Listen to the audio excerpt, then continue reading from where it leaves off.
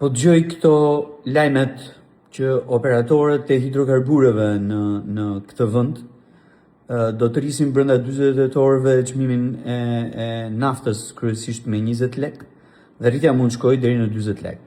Pra, do prekin edhe një herë limitin e 200 lekëve ose 2000 lekëve.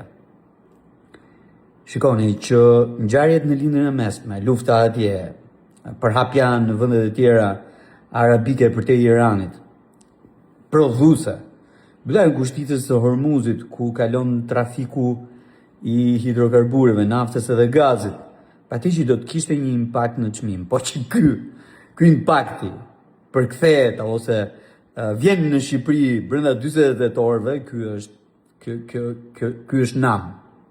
Shikoni, çmimi i naftës është fiksuar në 173 lekë prej një viti. Një vit që nuk ndryshon. Kjo historia që këta shesin në tregun e brendshëm me çmimin e bursës është një tallje, nuk po e them ç'a tallje është, po është një tallje shumë e madhe me gjithë ne që paguajmë naftën, apo benzinën, apo gazin tek këta operatorë. Ndryshoi euro në një vit. Ndryshoi edhe çmimi i naftës në një vit. Po 173 lekëshi nuk lëvizi. Tani, brenda 48 orëve do ndryshojnë këta çmimin, kjo është po e përsëris nam. Dua t'u kujtoj që këtë shqetësim me ngrita sot, e ndava sot me kolegët e mi në Partinë Socialiste në kryesinë e saj.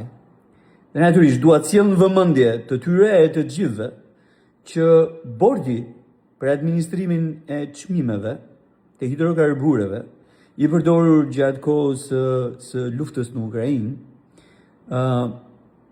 nuk është shpallur antikushtetues. Gjykata kushtetuese ka bërë një ndryshim krejt formal në atë akt normativ, por bordi është kushtetues dhe akti është kushtetues. Kur abuzimi i ulëret, patjetër që kundër masa ndaj abuzimit duhet jetë e shpejtë dhe efektive.